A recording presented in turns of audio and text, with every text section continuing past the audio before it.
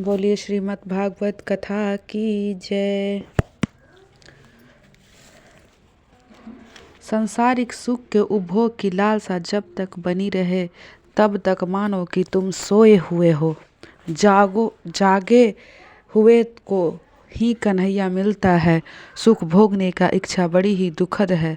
भागवत ध्यान में जगत विस्मृत हो जाए तभी ब्रह्म भाव संबंध जुड़ जाता है। ध्यान में प्रथम शरीर को स्थिर करो, फिर आँखों को स्थिर करो और अंत में मन को स्थिर करो। जब तक शरीर और आँखें स्थिर नहीं हो पाती तब तक मन स्थिर नहीं हो पाता। आँखों में श्री कृष्ण को स्थिर होने पर मन शुद्धि होती है। भागवत गोवर्धन नाथ का स्वरूप है। श्री कृष्ण के स्वरूप का ध्यान रख कर कथा सुनो। आंखें श्री कृष्ण में और प्राण कानों में स्थिर करो, कथा सुनो। जिसे ध्यान करना है वो एक आसन पर बैठे और मन को स्थिर करे। ध्यान करते समय संसार को मन में निकाल बाहर करो। ध्यान करने से मन स्थिर होता है। बिना ध्यान के दर्शन परिपूर्ण नहीं होता। भोग भूति में रह करके भगवान का ध्यान करना टेढ़ा काम है। संसार में रह करके ज्ञान भक्ति में निष्ठा रखना सरल नहीं है। भूमि का मन पर प्रभाव पड़ता ही है। ध्यान करने वाले के चाहिए कि वह पवित्र और एकांत स्थान पर बैठकर ध्यान करे। कपिल कहते हैं, माता जिसे ध्यान करना है वह पवित्र भोजन या परिमित मात्रा में सेवन करे। आहार सात्विक और अल्प होना चाहिए। जिसे अर्जन हो वह ब्रह्मचर्य का सेवन नहीं कर सकता। जिसे ध्यान करना हो वह चोरी ना करे।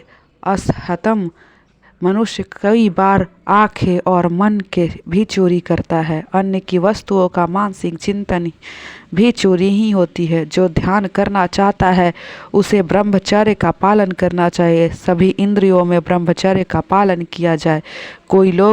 कई लोग सांसारिक ब्रह्मचर्य का पालन करते हैं किंतु मानसिक ब्रह्मचर्य का पालन नहीं करते हैं। ब्रह्मचर्य का मानसिक भंग शरीर भंग जैसी ही है। मन में करो या आँखों से, किंतु चोरी तो चोरी ही होती है। अतः प्रत्येक इंद्रियों से ब्रह्मचर्य का पालन करो। केवल शरीर से नहीं, मन से भी ब्रह्मचर्य का पालन करो। एक दिन ब्रह्मचर्य भंग से 40 दिन तक मन स्थिर नहीं हो पाता। जब तक देह का भान है तब तक धर्म को ना छोड़ो। इसके बाद ध्यान की विधि बताई गई है जिसमें वर्णन पहले हो गया। कपिल भगवान ने माता देवहूति से को ध्यान करने का आज्ञा दी। ध्यान के बिना ईश्वर का अनुभव नहीं होता। रात्रि में सोने से पहले प्रभु का ध्यान करो। वे कहते हैं, माता परमात्मा के अनेक स्वरूप है। जिसे किसी भी इष्ट देव मानकर उसका ध्यान करो। व्यास जी ने किसी विशेष स्वरूप का आग्रह नहीं किया है। तुम्हें जो भी स्वरूप पसंद आए उसी को ध्यान करो। हे माता, तुम चतुर्भुज नारायण का ध्यान करो। ध्यान करने से पहले ठाकुर जी के साथ संबंध स्थापित करना जरूरी है। दास भक्ति से पहले चरणों का दृष्टि स्थिर करनी पड़ती है। बार बार मन किसी भी एक स्वरूप में स्थित करो। ध्यान में तन्मयता होने पर संसार विस्मरण हो जाता है। ध्यान में देह भान और जगत भान विस्तृत हो जाता है। ज्यों ज्यों संसार का विस्मरण होता है त्यों त्यों प्रभु स्मरण में आनंद आता है। शक्कर की एक गुड़िया सागर की गहराई नापने अंदर गई सो गई। परमात्मा समुद्र के समान व्यापक है, विशाल है। ज्ञानी पुरुष परमात्मा के स्वरूप के साथ ऐसे घुले मिल जाते हैं जैसे कि फिर वे यह कह नहीं सकते कि वे जानते हैं या नहीं जानते। ध्यान करने वाला ध्यान करते हुए ध्येय में मिल जाता है। यही अद्वैत है। ध्यान करने वाले को अहम मेरापन ईश्वर से मिल जाता है। देहभान में विस्मृत होने पर जीव और शिव एक ही हो जाते हैं। कुछ ज्ञानी लोग भेदभाव से ध्यान करते हैं तो कुछ ज्ञानी लोग अभेद भाव से और पहले भेदभाव से ध्यान करते हैं और फिर अवैध भाव से। फिर जीवन का जीवत्व ईश्वर में मिल जाता है। जीवत्व स्वतंत्र नहीं रह पाता है। जस जिस प्रकार कीड़ा भ्रमाति का स्मरण करते हुए स्वयं भंवरी बन जाता है, उसी प्रकार जीव ईश्वर का चिंतन करते करते प्रभुमय बन जाता है। दोनों का मिलन होने से जीव भाव नहीं रह जाता है। तुलसीदास जी ने रामचरित्र में कहा है, सोई जानी जेहि देहि जानी, जानत तुम ही होत जाई। अर्थात उसे कौन जाना सकता है जिस पर वह प्रभु स्वयं कृपा करते हैं, वही उसे प्रभु जान सकता है। और जिसे उसे प्रभु को जानना हो वह तन्मय ईश्वरता हो जाता है। धन्यता ध्यानता जिस स्वरूप का ध्यान करता है उसे ध्यय का शक्ति धरता यानी कि ध्यान करता में आती है। शंकराचार्य के जीवन का एक प्रसंग है। एक यौवन उनसे मिलने आया और बोला कि मैं भैरव ज्ञान यज्ञ करना चाहता हूँ। भैरव यज्ञ में पृथ्वी का चक्रवर्ती सम्राट के मस्तक पर आहुति देनी पड़ती है, वह तो अपर्याप्त है, अतः तुम ही अपना मस्तक मुझे दे दो। तुम ही ने कहा था कि आत्मा देह से भिन्न है, परमात्मा से भिन्न नहीं। देह धान से तुम मर नहीं जाओगे, अतः मस्तक मुझे दे दो। शंकराचार्य जी ने कहा, मेरी शरीर मस्तक से अगर तेरा काम बन सकता है तो तू ले जा। शंकराचार्य जी का देहभाष्य दूर हो चुका था, अतः वे मस्तक देने को तैयार हो गए। वे बोले कि जब शिष्य ना हो और मैं ध्यान मग्न हूँ तभी आकर के मस्तक ले जाना। एक दिन मठ में जब अन्य कोई नहीं था तब वो यौवन मस्तक लेने आया। भगवान शंकर के शिष्य पद्माबद्ध जो श्री नरसिंह स्वामी के भक्त थे, वे गंगा के किनारे कई बार अपसंकुन हुए, अतः वे दौड़ते हुए आश्रम में वापस आए। उन्होंने वहां देखा कि एक यौवन तलवार से गुरुजी का मस्तक काटने को तैयार कर रहा है। पद्माबद्ध में क्रोध से सिंह बन करके उस यौवन को चीर फाड़ मार दिया। वह प्रसंग हमें बताता है कि उपासक से उपसह की शक्ति आरोपित होती है। नरसिंह स्वामी का ध्यान करने से पद्माबद्ध में श्री नरसिंह का आवेश उतर आया।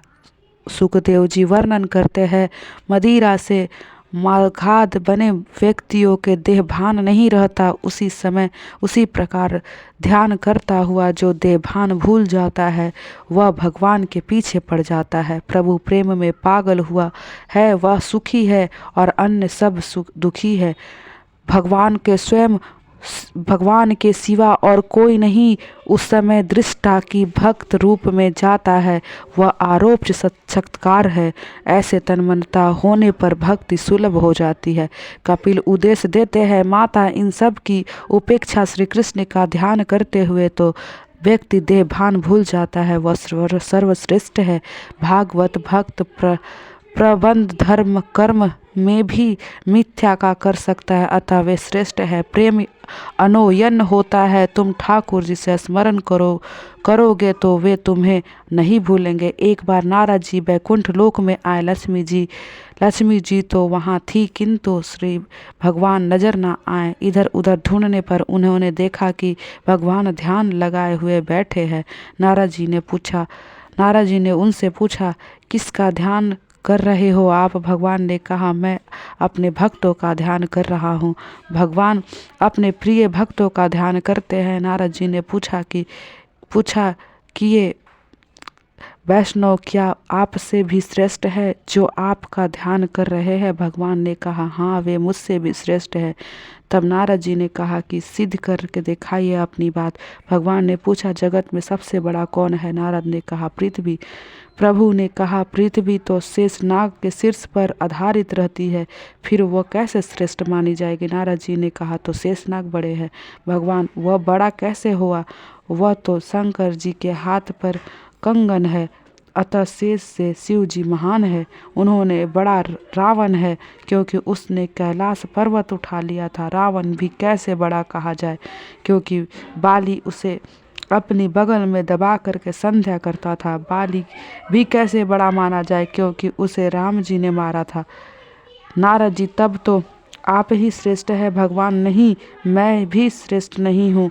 मेरे उपेक्षा मेरे भक्तजन श्रेष्ठ है, क्योंकि सारा विश्व मेरे हृदय में समाया हुआ है, किंतु मैं भक्तों के हृदय में समाया हुआ। मुझे अपने हृदय में रख कर ये भक्तजन सारा व्यवहार निभाते हैं, अतः वे ज्ञानी भक्त भी मुझसे और सभी से श्रेष्ठ है। भगवान के भक्त भगवान से भी आगे है, बढ़कर हैं। राम से अधिक राम कर दासा में अर्थात मेरे निष्काम भक्त किसी भी प्रकार की मुक्ति की इच्छा नहीं करते। बिना मेरी सेवा वे कोई भी इच्छा नहीं रखते।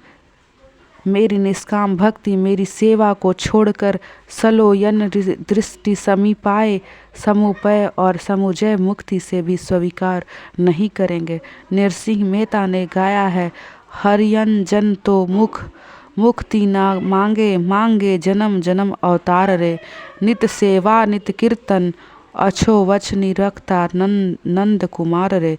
धन वृंदावन धन्य ए लीला, धन ए ब्रज ना वासो रे।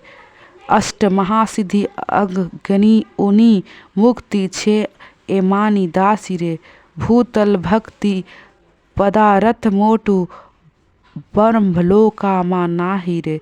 अर्थात हरिजन मुक्ति नहीं, जन्म जन्म के अवतार चाहते हैं, जिससे प्रभु के नित्य सेवा कीर्तन उत्सव करके नंद कुमार का दर्शन किया जा सके। वृंदावन धन्य है, लीला धन्य है, और वे ब्रज धाम भी धन्य है कि जिनके आंगन में अष्ट महासिद्धि खड़ी है और मुक्ति उसकी दासी है।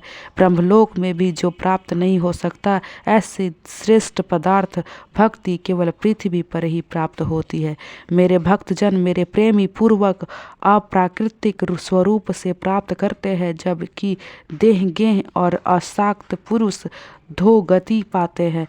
कपिल जी कहते हैं, माता और मैं क्या कहूँ, ईश्वर से विभक्त हुए जीव कभी भी सुखी नहीं रह सकता है। वृद्धावस्था में यह शरीर तो जंजर होता है, किंतु मन में बुद्धि जवान ही रह जाते हैं। यौवन में जिनका उपभोग किया था, उन सुखों को बार बार चिंतन करता रहता है। भगवान का चिंतन ना कर सके तो जहाँ कोई हर्ज नहीं, किंतु सांसारिक विषयों का चिंतन भी तो नहीं करना चाहिए। वृद्धावस्था में सुख सहना पड़ता है, दुख सहना पड़ता है, सेवा कोई नहीं करता। यदि तुम अपने माता पिता की सेवा करोगे तो तुम्हारी वृद्धावस्था में भी तुम्हारे संतान तुम्हारी सेवा करेगी। माता पिता, गुरु, अतिथि और सूर्य के ये चारों इस संसार के प्रत्यक्ष देवता है, उनकी सेवा करो। पूर्व मनुष्य के पास वृद्धावस्था में धन नहीं होगा तो उसका दशा कुत्ते जैसी हो जाती है। गृहपाल ईरवाहनम, वृद्धावस्था में दुखी होने पर भी ममता नहीं छूटती है, और उसे सुखी करोगे तो सुखी होगे। वृद्धावस्था में शरीर दुर्बल हो जाने पर भी सत्संग और भजन करने से मन और जीवा युवा होंगे। वृद्धावस्था में जीव बड़ी सताती है। पाचन शक्ति के ठीक ना होने के कारण बार बार खाने की इच्छा होती है। शरीर ठीक रहे तब तक बाजी हाथ में है। इतने से प्रभु प्रसन्न करेंगे तो बेड़ा पार हो जाएगा। बूढ़ा खटिया पर पड़ा हुआ है, मल शुद्धि भी सेज पर ही करनी पड़ती है। कुछ पापी लोग को इसी लोक में नरक यातना भुगतनी पड़ती है। मृत्यु के 6 मास पहले यमदूत का स्वरूप ही दर्शन होता है। अति पापी को वृद्धावस्था में यमदूत दिखाई देते हैं। जिनके लिए पानी की तरह पैसा बहाए, वे ही लोग उस मरण के किनारे पहुँचने पर बूढ़े के मरने पर बेबसी का राह देखते हैं। मरते मरते हमें कुछ देता जाएगा, ऐसा सोच करके आपात वर्ग उसकी सेवा करते हैं। सभी स्वार्थी रिश्तेदार आज आ पहुँचते हैं। रिश्तेदारों का भागवत में लोमड़ी कुत्ते सा कहा जाता है। पुत्रियां भी बड़ी लालची होती है। पिता की बीमारी की खराब खबर सुनते ही दौड़ आती है, पिताजी मैं आपकी मनी, मुझे नहीं पहचाना, किंतु मनी बहन कुछ भी उजाला दे नहीं सकती। वह बूढ़े को रो रहा है। वह जानता है कि स्त्री या संतान कोई भी नहीं जाएगा, मुझे अकेले ही जाना पड़ेगा, फिर भी विवेक नहीं आता है। यमदूत का जीवात्मा से देह में से बाहर खींच निकालता है। अंत में 2 देवदूत आते हैं। पुण्य पुरुष और पाप पुरुष दोनों यमदूत जीवात्मा को मारते हैं। पुण्य पुरुष जीव में कहता है कि पुण्य करने से तुझे अवसर दिया गया था, फिर भी तुमने पुण्य नहीं कमाया। मरते समय जीव बड़ा ही छटपटाता है। यमदूतों की गति पग से आँखों तक होती है। ब्रह्मरंध्र में जो अपने प्राण को स्थिर कर सकता है उसे यमदूत कुछ नहीं कर सकते। मृत्यु के बाद पुनर्जन्म याद नहीं आता। स्थूल शरीर के अंदर सूक्ष्म शरीर होते हैं और सूक्ष्म शरीर के अंदर के कारण सूक्ष्म शरीर के अंदर रहती हुई वासना भी ही कारण शरीर है। यमदूत जीवात्मा को उसके समय ही यमपुरी ले जाते हैं। अतिशय पाप व्यक्तियों के लिए यमपुरी के मार्ग भयंकर होता है। पापी को गर्म बालू पर चलाया जाता है। जीवात्मा को उसके द्वारा किए गए पापों की सूची यम की राजसभा में चित्रगुप्त सुनाते हैं। 14 साक्षी भी उपस्थित होते हैं। वे साक्षी पृथ्वी, चंद्र, सूर्य और जीवात्मा को उसके पापों से अनुसार नरक दंड दिया जाता है। यदि किसी के पाप पुण्य समान हो तो उसे चंद्रलोक में भेजा जाता है। पुण्य समाप्त होने पर जीव को फिर मनुष्य लोक में जन्म देना पड़ता है। कई बार जन्म मरण की दुख उसे भोगना पड़ता है। वृंदावन में एक महात्मा रहते थे। वे बार ध्यान में बैठते कि वह एक चूहा उसकी गोद में छिप गया, क्योंकि उसके पीछे बिल्ली दौड़ रही थी। महात्मा ने दया से उस चूहे को कहा कि तू जैसा चाहे वैसे तुझे बना दूं। चूहे की बुद्धि भी आखिर कैसी ही हो सकती थी। उसने सोचा कि यदि मैं बिल्ली बन जाऊंगी तो फिर किसी को भी और कोई डर नहीं रहेगा। चूहे ने मांगा कि महात्मा ने उसे बिल्ली बना दिया। एक बार उस बिल्ली का एक कुत्ता ने पीछा किया तो उस कुत्ते का बनना चाहता है। वह कुत्ता हो गया। जंगल में बार शेर ने उसका पीछा किया तो महात्मा ने शेर बना दिया। परमात्मा ने उसे शेर बना दिया। अब उसकी मति भ्रष्ट हो गई। हिंसक वृत्ति जागृत हुई। उसने सोचा कि मैं इस महात्मा को खा जाऊं, अन्यथा वे कहीं मुझे भी से चूहा ना बना दे। अब वह महात्मा को खाने के लिए आया तो महात्मा ने कहा कि तू मुझे ही खाना चाहता है। उन्होंने बाघ को फिर चूहा बना दिया। यह कथा केवल चूहा बिल्ली की ही नहीं, हमारे लिए भी है। यह जीव कभी भी चूहा, बिल्ली अथवा मानव हो गई तो कहने लगता है कि मैं ईश्वर को नहीं मानता, धर्म मुझे स्वीकार नहीं। तब भगवान भी सोचते हैं कि अब तू कहाँ जाएगा, मैं तुझे फिर से चूहा बिल्ली बना दूंगा। इस मनुष्य जन्म से जीवन ईश्वर को पहचानते हैं और प्राप्त करने का प्रयत्न नहीं करेंगे तो उसे फिर से पशु ही बनना पड़ेगा। पशु पक्षी के अवतार में कई प्रकार के कष्ट सहन करने पड़ते के बाद मनुष्य योनि पता लगता है। गर्भधान के दिन जीव पानी में बुलबुले सा सूक्ष्म होता है। 10 दिनों के बाद वह फल सा बड़ा होता है। 1 मास के बाद गर्भ सिर वाला होता है। 2 मास के बाद हाथ पांव, 3 महीने के बाद बाल नाखून, 4 महीने के बाद धातु, 5 महीनों में भूख प्यास का ज्ञान, 6 महीनों में माता के पेट में भ्रमण। ऐसा कम है अनेक जंतु उत्पन्न हो जा सकते हैं। विष्ठा मूत्र से भरे हुए भाग में जीव को रहना पड़ता है। जंतु के कटने से वह मूर्छित हो जाता है। अतः माता के द्वारा खुद खाई हुई मिर्ची, खट्टा, गर्म आदि आहार से भी उसको अंगों में वेदना होती है। इससे असमर्थ है। 7वें महीने में जीवात्मा को पुनर्जन्म का ज्ञान होता है। वह गर्भ में प्रभु का स्तुति करता है, नाथ मुझे बाहर निकालो। गर्भवास में नरकवास का एक समान ही है। मुझे बाहर निकालोगे तो मैं आपकी सेवा करूँगा, भक्ति करूँगा। गर्भ में जीव ज्ञानी होता है। भगवान के आगे वह अनेक प्रतिज्ञा करता है, मुझे बाहर निकालें, मैं बड़ा दुखी हूँ। प्रसव समय की पीड़ा के कारण वह पूर्व जन्म का ज्ञान भूल जाता है। जीव अनादि काल से बाल अवस्था में, यौवन अवस्था में और वृद्धावस्था में दुख झेलता आया है। जन्म स्मरण के दुख एक ही समान भयंकर है, उसका कभी अंत नहीं हो पाता। जन्म होते ही माया का स्पर्श हो जाता है। संसार में माया किसको भी नहीं छोड़ती। जीव एक ही वस्तु में प्रेम करे तो विश्वर सुख होते हैं। जीव बाल अवस्था में माता से और फिर खिलौने से प्रेम करता है, फिर कुछ बड़े होने पर पुस्तकों से प्रेम करने लगता है, पुस्तकों का मोह उतरते उतरते पैसे रुपए का प्रेम करने लगता है, फिर पत्नी से प्रेम लगता है उसके। वह कहता है कि मैं तेरे लिए हजारों रुपए खर्च कर सकता हूँ। वो पत्नी पर इशारों पर नाचने लगता है, किंतु पत्नी प्रेमी में हमेशा नहीं रहता। 2-4 बच्चे होने पर भी व्याकुल हो जाता है। संतानों से होने पर पत्नी का मोह घटते लगता है। प्रभु का माया भी बड़ा ही विचित्र है। विवाहित भी पछताता है और अविवाहित भी। अनेक जन्म में वह जीव इसी तरह भटकता आया है।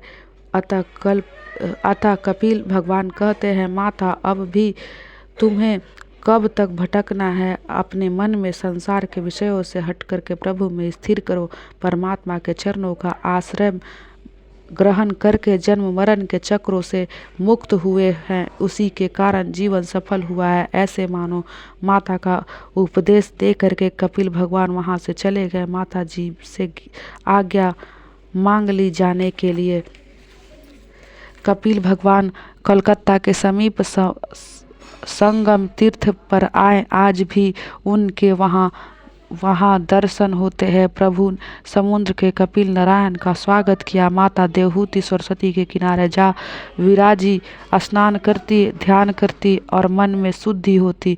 मन को नारायण और चिंतन करते करते मुक्ति मिल गई। उन्होंने सिद्ध मिलने के कारण उस गांव का नाम सिद्धपुर पड़ा। देवहूति ने उद्धार के कारण उसका दूसरा नाम मातृगया भी पड़ गया। इस कपिल गीता से सुनने से श्रोता वक्ता के अनेक पाप नष्ट हो जाते हैं। अनेक प्रकार के कर्म, यज्ञ, दान, तप, वेदाध्ययन, वेद विचार, मन इंद्रिया का संयम, कर्म योग, अनेक प्रकार का योगाभ्यास, भक्ति योग, प्रवृत्ति मार्ग और निवृत्ति मार्ग, और सत्काम और निष्काम धर्म, अमातत्व, आत्मतत्व और ज्ञान तथा दृष्ट वैराग, इन सभी का साधनों का सत्गुण निर्गुण स्वरूप परमात्मा को प्राप्ति की जाती है। इस सभी मार्गों में प्राप्त करने वाले तत्व एक ही है, परमात्मा। हरे राम राम राम हरे हरे, हरे कृष्ण कृष्ण कृष्ण हरे हरे, हरे राम राम राम हरे हरे, हरे कृष्ण कृष्ण कृष्ण हरे हरे। बोले श्रीमद् भागवत कथा की जय।